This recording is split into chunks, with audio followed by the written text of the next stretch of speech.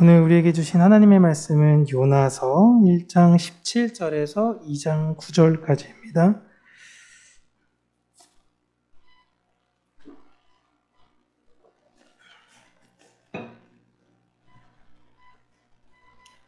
구약성경 1288페이지입니다. 제가 가지고 있는 성경은 구약성경 1288페이지 요나서 1장 17절부터 2장 9절까지입니다.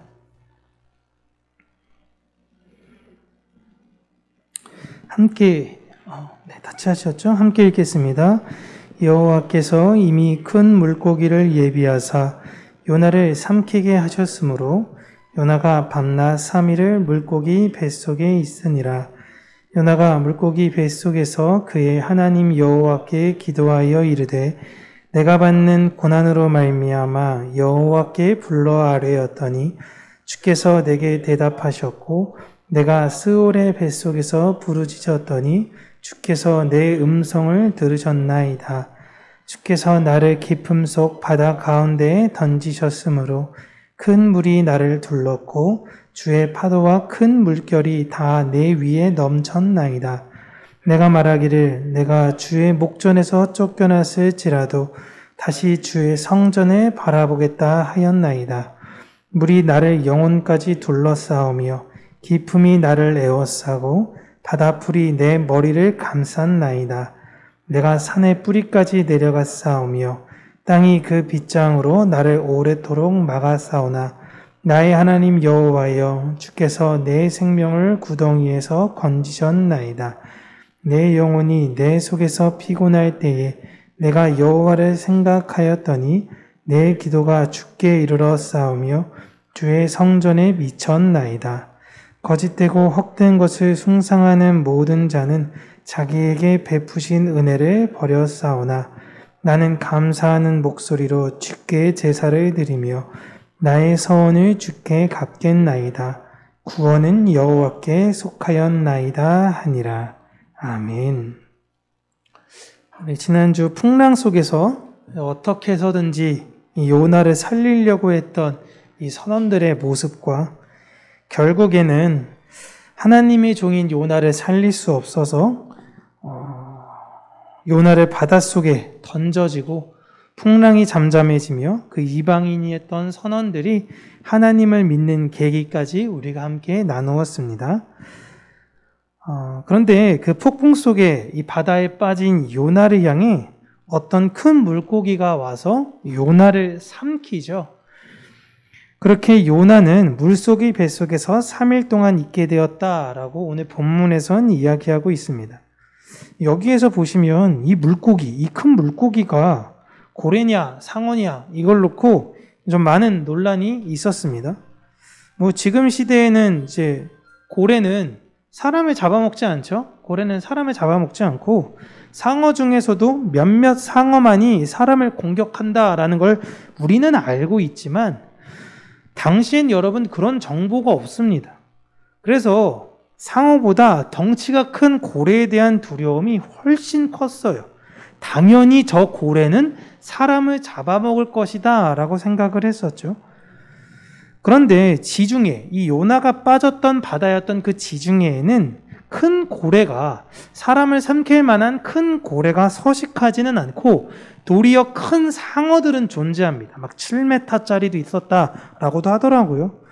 그래서 요나를 삼킨 동물은 아마도 고래가 아니라 지중해에 사는 상어가 아닐까라고 주장을 해요. 그런데 가끔씩 보면요, 뉴스 중에 어떤 게 있냐면 태평양에 사는 고래들이 지중해 해변에서 죽은 채 발견되는 것이 있습니다. 가끔씩 얘가 왜 여기서 죽었지? 라는 의문이 나는 그런 고래들이 있어요. 그래서 태평양에 있는 고래가 하나님의 명령으로 지중해로 와서 요나를 삼킬 수도 있지요. 그죠? 이런 여러 가지 내용 때문에 고래다, 상어다 정확하게 이렇게 딱 집어가지고 뭐라고 나와 있지는 않습니다. 그래서 이런 좀 믿기 어려운 내용 때문에 마르틴 루터는 요나서는 가짜 동화 이야기라고 이야기를 하고 있어요. 그러니까 마르틴 루터가 성경에서 두 가지를 좀 믿지를 않았는데 구약에서는 요나에 대해서 좀 이상하다라고 이야기하고 신약에서는 야고보서가 좀 이상하다라는 이야기를 했죠. 유럽에 사는 신학자 대부분 분들이 좀 이런 이성적인 해석을 하려고 합니다. 그래서 어떤 학자들을 제가 보다 보니 이 요나서는 요나가 직접 경험한 것이 아니라 요나가 꾼 꿈을 이렇게 이야기처럼 풀어놓은 것이다 라고 말하는 학자들도 있고요. 어떤 학자는 요나가 바다에서 이렇게 표류를 됐는데 오랜 3일 동안 이렇게 표류하다가 누구로부터 이제 구출을 받은 거예요. 그 구출을 받았을 때 그 배를 보니까 그 배의 이름이 고레호. 앞에 보니까 이제 배 선미에 보통 보면은 그 어떤 이제 배의 상징이 되는 모양을 두는데 그게 고래 모양의 양식이 있었을 것이다 라고 주장하기도 해요. 그러니까 유럽 학자들은 좀 이렇게 무언가 성경을 이성적으로 접근하려고 하는 것입니다.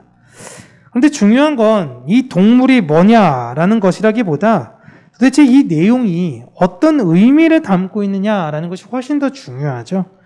그래서 고래니 상어니 그런 것보다 하나님께서 준비하신 큰 물고기가 어쨌든 요나를 삼켰고 하필이면 요나가 오늘 물고기 뱃속이라고 이야기는 하는데 정확히 이야기하면 그 동물의 위로 들어가는 것이 아니라 공기 주머니 층에 걸려버린 거예요.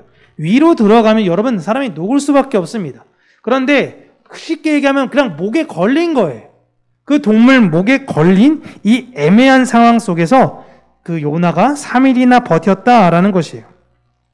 우리가 흡사 동화 속에 나오는 피노키오가 막 고래에 잡아먹혀가지고 그 안에 들어가지고 안에 고래 안에서 불 피우고 있고 막 그렇게 생활하는 그런 동화적인 내용이 아니라 목에 껴있는 상태에서 요나는 힘겹게 3일이나 버틴 것입니다.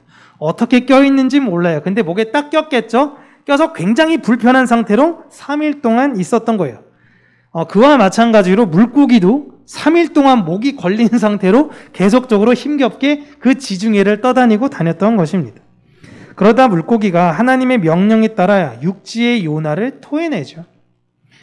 이 물고기가 사람을 토했다라는 소식을 예전에 한번 기사로 나온 적이 있었는데 1987년에 일본의 미카노 나카무라라는 어부가 인터뷰를 했는데요. 자기가 상어한테 잡아먹혔다가 이 상어가 자기를 산채로 토해냈다라는 인터뷰를 위클리 월드뉴스라는 타블로이드지라는 것과 이제 인터뷰를 한 적이 있는데요.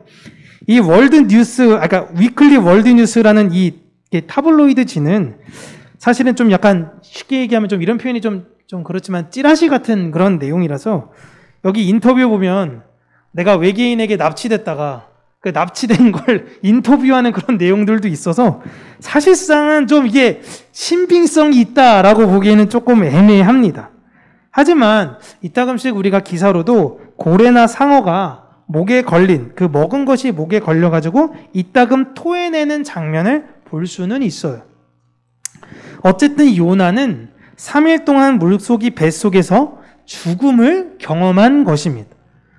이때 3일 동안 있으면서 요나가 했던 기도를 2장에서 이야기하고 있죠.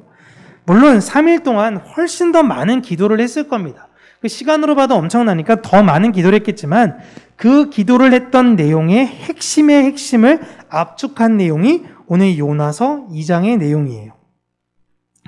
물고기 뱃속에 들어가기 전에 그동안 배에서는 회개의 회자도 사실 꺼내지 않고 자기 자존심으로 똘똘 뭉쳤던 요나가 막상 바다에 들어가고 죽음에 임박하니까 하나님께 매달리는 아주 전형적인 모습을 우리는 보고 있습니다.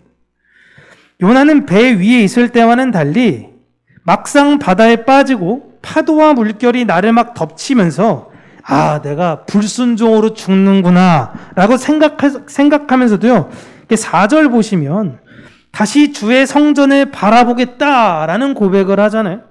이게 그냥 선지자니까 이렇게 고상하게, 그리고 나중에 요나가 살아난 다음에 이걸 썼기 때문에 이렇게 쓴 거지, 이게 고상하게 써서 그렇지 그냥 쉽게 이야기하면 한 번만 봐달라는 거예요. 하나님한테. 하나님, 내가 주의 성전이 아니라 하나님 한 번만 봐주세요. 나 한 번만 봐주세요. 이 이야기하고 있는 겁니다. 자신은 선지자로서의 자격이 박탈되어도 마땅하겠지만 하나님, 그래도 내가 하나님 백성이잖아요. 하나님 백성이니까 한 번만 살려달라는 절실한 회개를 그 물에 빠져 죽는 상황에서 하고 있는 것입니다. 그리고 버틸 힘이 없어서 우리 드라마 보시면 알겠지만 점점 힘이 없으니까 이제 바다 밑으로 가라앉게 되죠. 가라앉으면서 보니 이제 바다 풀들이 보이고 바다까지 내려갔음에도 야, 이제 완전히 죽었구나 라고 할 때 큰 물고기가 와서 자신을 삼킨 거예요. 이제 완전히 끝난 거다라고 생각을 했을 겁니다.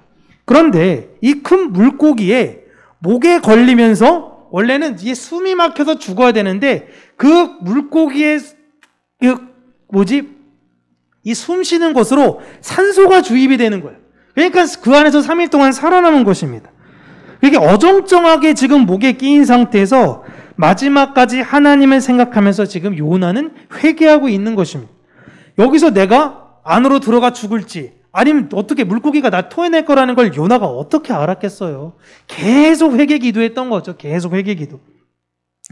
이렇게 물고기 속에 있는 것이 하나님께서 자신의 기도를 들어주신 것이니 어쨌든 하나님 나를 이렇게 어정쩡하게 살려주셨으니 한 번만 나에게 기회를 주시면 하나님 내 민족 북이스라엘 사람들은 다 하나님을 버리고 거짓되고 헛된 우상을 섬겼지만 나는 감사로 주께 제사를 드리며 나의 서원을 주님께 갚겠습니다 라는 고백을 하는 거예요. 하나님 다시 한 번만 기회를 주세요. 제가 제대로 사역할게요. 하나님께서 전해주신 대로 내가 니느웨 가서 제대로 사역할게요 라고 요나가 지금 하나님께 회개 고백을 하고 있는 것입니다. 그리고 물고기 속에서의 그의 마지막 고백이 무엇이죠? 구원은 여호와께 속한 것이다 라는 고백을 하는 것입니다. 즉 하나님의 구원을 인정하는 거예요. 요나가 전해서 하나님의 구원이 되는 것이 아니라 그 구원이 우리 이스라엘만의 것이 아니라 구원은 전적으로 하나님께 속했다라는 것을 지금 요나가 인정한 것입니다. 이 요나 선지자를 보면 하나님은 교만을 싫어하시며 회개하는 자의 마음을 받으시는 분이라는 것과 구원은 이스라엘만의 것이 아닌 하나님의 결정에 의한 것이라는 것을 명확하게 알고 있어요. 다시 한번 말씀드릴게요. 요나 선지자는 하나님은 교만을 싫어하신다. 하나님은 회개하는 자의 그 마음을 받으신다. 이거랑 구원은 이스라엘만이 아닌 하나님의 결정에 의한 것이라는 걸 요나는 명확하게 알고 있어요. 그런데 이 두 가지가 요나만이 아니라 우리에게 있어서도 알고 있지만 제대로 해결이 되지 않는 문제인 것입니다. 먼저 내 생각과 다른 일을 하나님께서 우리에게도 요구하실 때가 있어요. 이렇게 하여라, 저렇게 하여라. 그때 우리 또한 아멘 하면서 가면 좋지만 내 이성과 반할 경우에는 먼저 순종하지 않습니다. 내 판단이 먼저 우선이에요. 그래서 하나님께서 때로는 치시기도 하죠. 끝까지 굽히지 않으려고 해요. 그러다가 절망까지 빠질 때 비로소 항복. 하나님 잘못했습니다 라고 나아가죠. 그렇게 우리는 하나님 앞에서 우리의 불순종을 통해 하나님이 어떠한 분이신지 아는 걸 다시금 확인합니다. 요나는 정확하게 하나님을 알고 있어요. 그런데도 불순종한 겁니다. 아담이 여러분 하나님의 뜻을 몰라서 선악과를 먹은 게 아니에요. 먹으면 어떻게 되는지 뻔히 다 알았습니다. 그리고 하와가 죽는지 안 죽는지 또한 지켜봤어요. 먹고 났더니 안 죽네? 뭐야? 그럼 먹으면 하나님처럼 될 수 있나? 라고 착각했던 거예요. 죄는 몰라서 짓는 것이 아닙니다. 알고 짓는 거예요. 그러나 하나님께서 요나를 죽음과 같은 시련을 통해서 깨달음을 주시죠. 우리도 마찬가지입니다. 그리고 그에게 다시 사명을 주십니다. 이것이 바로 요나의 표적이에요. 요나의 표적은 여러 가지 의미가 있는데 구원의 방향성을 볼 땐 하나는 요나인 유대인을 향한 구원, 요나 자체를 향한 그 유대인, 하나님을 믿는 백성들을 향한 구원과 다른 하나는 이방인을 구원하는 메시지입니다. 하나님의 백성을 구원하며 이방을 구원하는 그 구원의 메시지가 요나서예요. 이것을 교회인 우리에게 그대로 적용하면 나와 하나님의 관계의 회복과 나와 이웃의 관계의 회복에 관한 메시지라고 이해하시면 돼요. 이게 다른 게 아니에요. 구원은 오직 하나님으로부터만 가능하다라는 그 틀 안에서 하나님의 사랑과 이웃의 사랑이 하나로 이어지는 것입니다. 지금 오늘 요나서 2장은 이 유대인에 관한 메시지이자 우리와 하나님의 관계를 이야기하고 있는 것이죠. 마태복음 12장 38절 40절 우리가 같이 한번 읽어보도록 하겠습니다. 시작. 그때 서기관과 바리새인 중 몇 사람이 말하되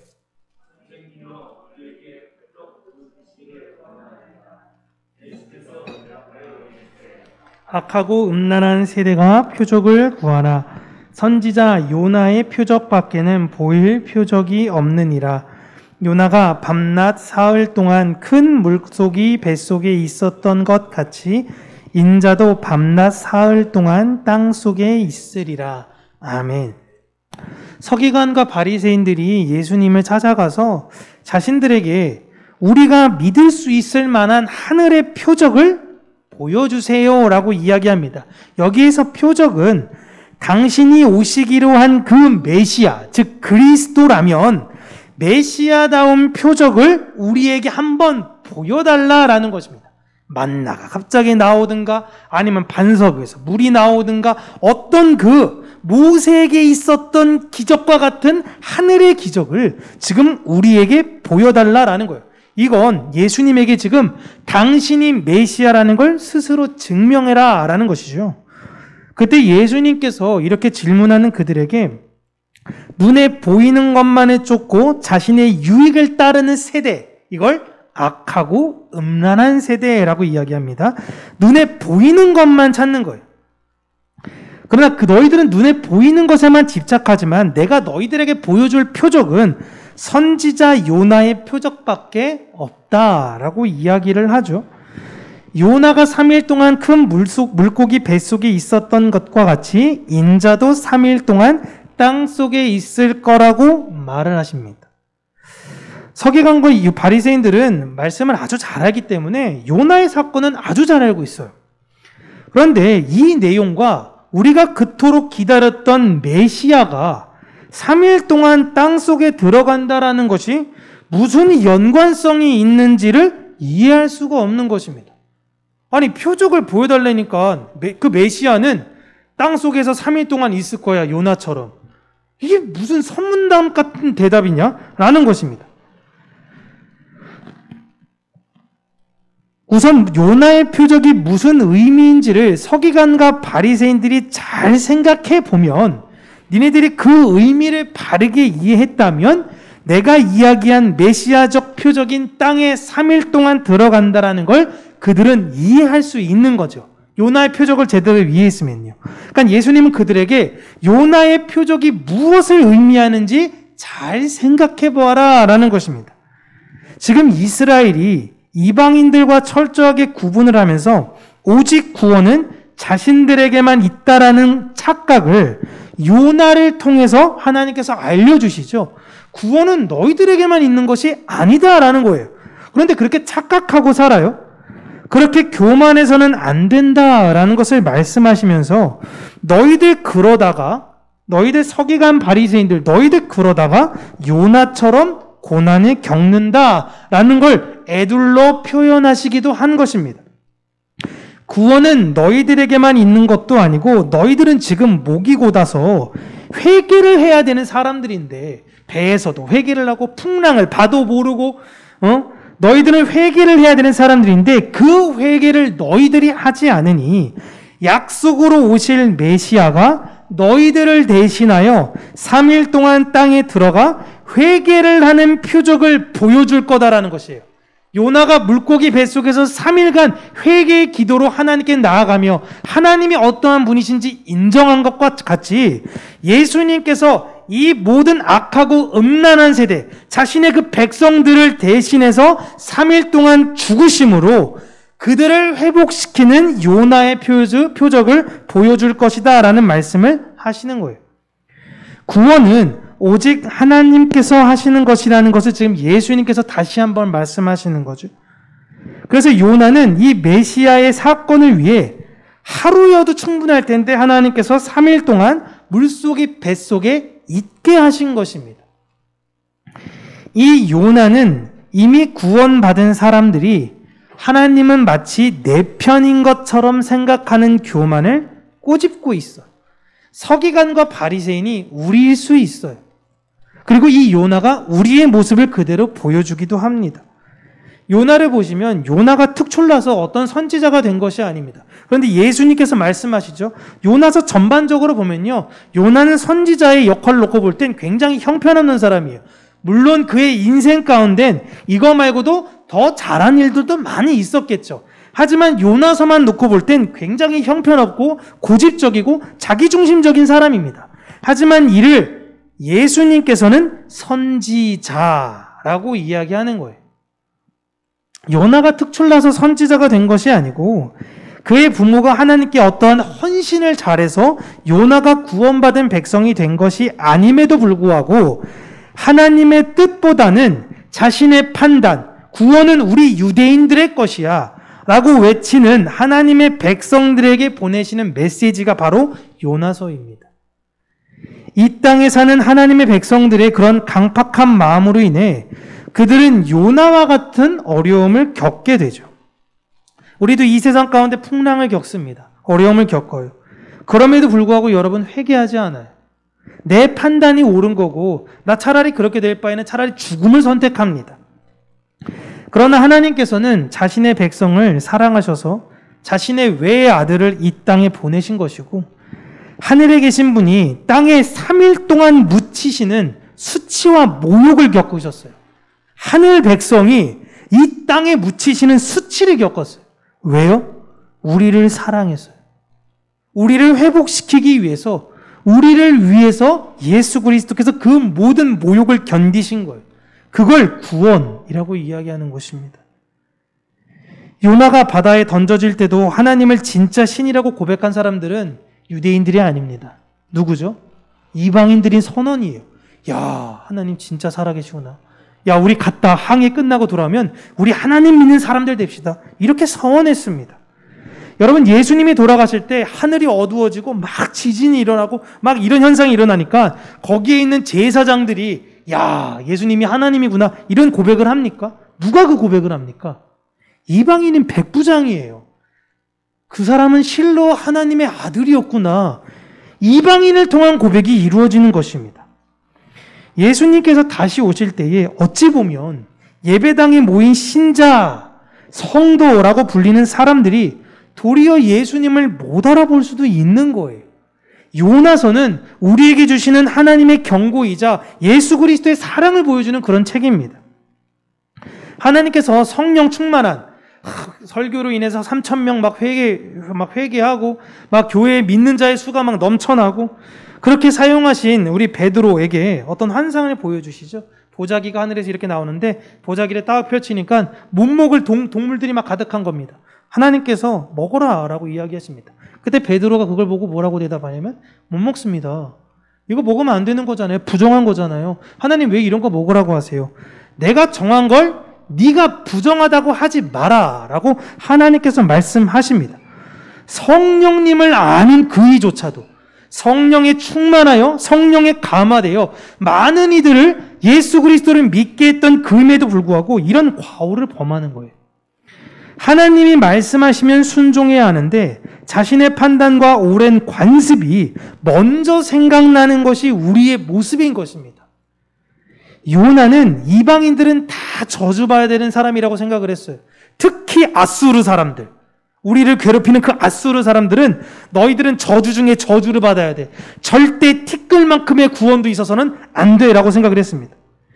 요나는 어찌 보면 우리의 모습을 너무 잘 보여주고 있는 선지자예요. 요나는 완전한 메시아를 보지 못했다면 우리는 완전하신 예수님을 알고 믿는 사람들이잖아요. 요나는 예수님을 몰랐기 때문에 이런 실수와 과오를 계속 범을 수 있다고 생각해봐요. 그러나 우리는 예수님을 아는 사람들이잖아요. 우리를 구원하신 그 사랑으로 인해서 우리는 점점 요나적 모습에서 점점 예수 그리스도를 닮아가는 사람으로 변해가야 한다라는 것입니다. 우리는 그 요나의 표적으로 새롭게 거듭난 사람들입니다. 특별히 우리는 유대인들도 아닌 이방인이에요.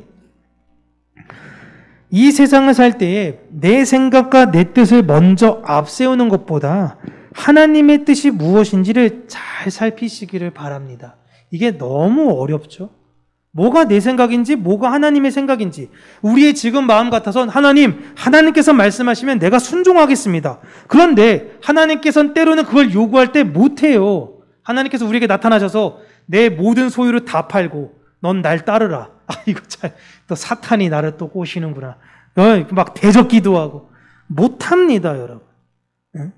우리는 내 판단과 내 생각이 먼저 우선이에요. 그래서 하나님께서 우리를 한 번에 깨닫게 해주시는 것이 아니라 그런 과정을 통해서 내가 무엇을 버려야 할지를 하나님께서 우리의 삶 속에 계속 보여주세요. 동일한 것들이 계속 약점으로 드러나잖아요. 그게 내가 버려야 될 것이다 라는 것입니다. 우리는 특별히 예수님과 하나님의 뜻을 알아가는 것에 있어서 말씀을 통해서 잘 알아가야 됩니다. 그리고 혹여나 내 주변에 있는 다른 이들을 통해서 하나님께서 말씀하실 수 있어요. 그렇기 때문에 그들의 말을 통해서 또한 하나님의 뜻이 무엇인지를 잘 찾아가면서 자신을 잘 발견하시기를 바랍니다. 성경을 통해선 우리는 완벽한 삶을 살려는 것이 아니라 내가 이런 연약한 모습을 가지고 있구나, 나도 이런 실패한 모습을 가질 수 있어 라는 걸 통해 우리가 하나님이 어떠한 분인지를 발견하면 되는 거예요. 여러분, 요나 입장에서는 얼마나 억울하지 않겠습니까? 하나님, 제가 그래도 잘한 게 많잖아요. 왜 나는 4장밖에 안 주면서 이런 내용들만 다 적어놓으면 전 너무 억울해요. 저도 다윗처럼 좀 그래도 적당한 분량은 좀 좋은 내용도 적어주시고 요 정도는 좀 해주셔야 되는데 이거 밸런스가 망가졌어요. 난 세상 이상한 사람만 됐어요, 하나님. 이렇게 이야기할 수 있잖아요. 요나가 시종일관 나쁜 사람은 아닐 거 아닙니까? 그죠? 그런데 하나님은 우리의 삶에서 이 완성됨을 보는 게 아니라 야곱도 그랬고 다윗도 그랬고 솔로몬도 그랬고 모세도 그랬고 우리의 모든 실패를 통해 그 실패로 우리를 무너뜨리려는 것이 아니라 그 실패를 다듬어 가시려는 것을 잘 깨달아 아시면서요. 그렇게 하나님의 뜻 안에서 내가 깎여서 정금과 같이 그렇게 아름답게 성장되어지시기를 주님의 이름으로 축복합니다. 기도하겠습니다. 참 좋으신 하나님 아버지, 하나님의 은혜와 사랑에 감사합니다.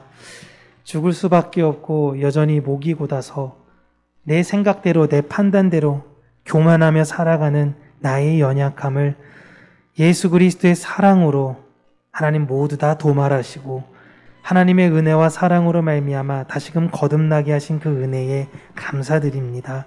하나님, 우리가 요나서를 보면서 다시금 내가 회개하지 아니하는 그런 어리석음을 범하는 것이 아닌 하나님의 뜻에 다시금 우리가 집중하며 그 뜻에 순종하며 나의 판단과 나의 생각들을 내려놓고 하나님의 뜻 안에서 순종이 무엇인지를 배워가는 우리의 인생이 되게 하여 주시기를 간절히 간구하고 소원합니다. 그 은혜와 사랑의 마음을 이 시간에 하나님께 예배드리는 모든 심령에게 허락하여 주시고 우리 평강교회 안에 늘 은혜와 사랑 안에서 그 마음을 겸비하며 살아가는 성도들이 늘어나는 교회가 될 수 있는 은혜 허락하여 주시옵소서. 예수님 이름으로 기도합니다. 아멘.